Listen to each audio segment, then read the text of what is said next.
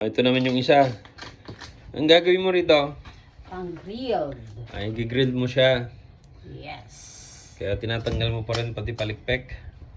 Oo. Mga peks. Yan. Yung sigang. Ito yung pang. Ano, tatanggalin mo pa rin yung laman loob ulit. Oo, at lagyan na palaman natin. Lagyan natin ng sibuyas at saka luya. Oh, okay. Papalamanan daw. Yan o.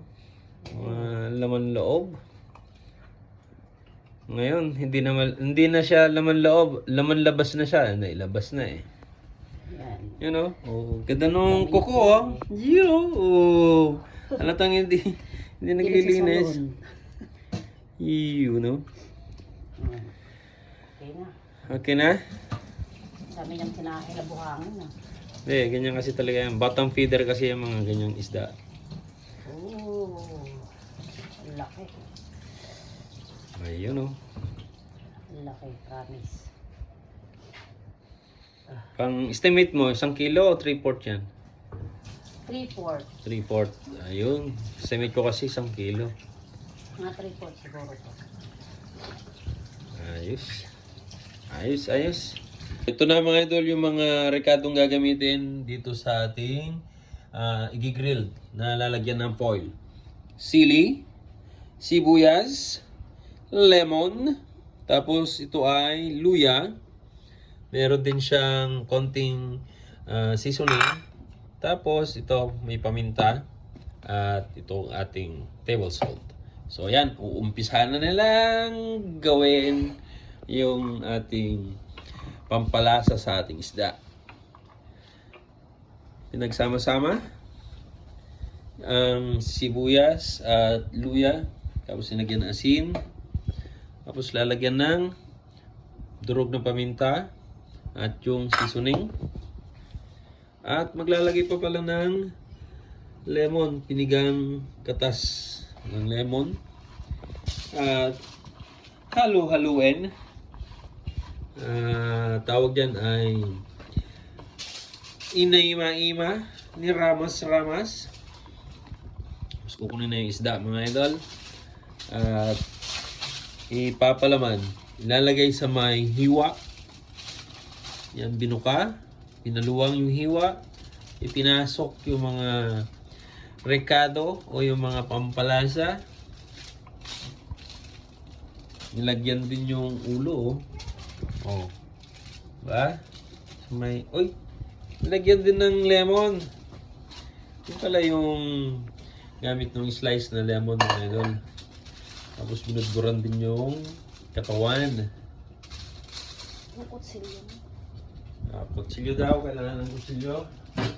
Iyon o. Oh, ito, kutsilyo. Hihiwain din. Lalagyan ng marka.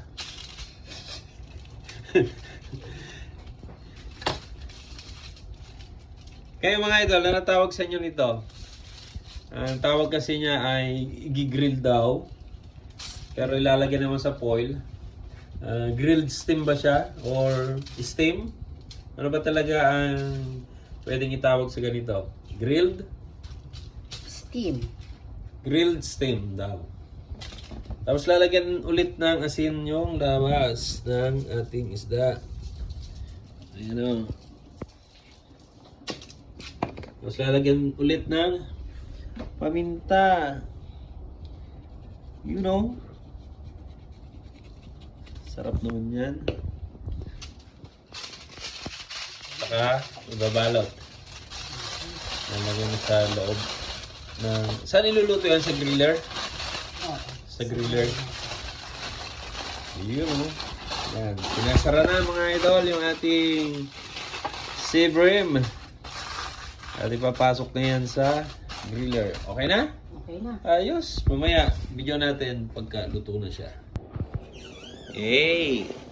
Ito na yung ating grilled brim.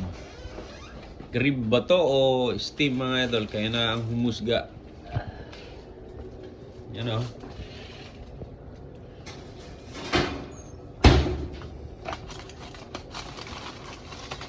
Grilled or steam? Natawag nyo rito mga idol. Sa ganitong luto, nilagyan ng foil. Muusok, muusok. Ooh! Hee! Check natin ha mga idol. Lutong-luto oh. Lutong-luto. Yan o. Tapos meron tayo dyan. Okra at bagoong.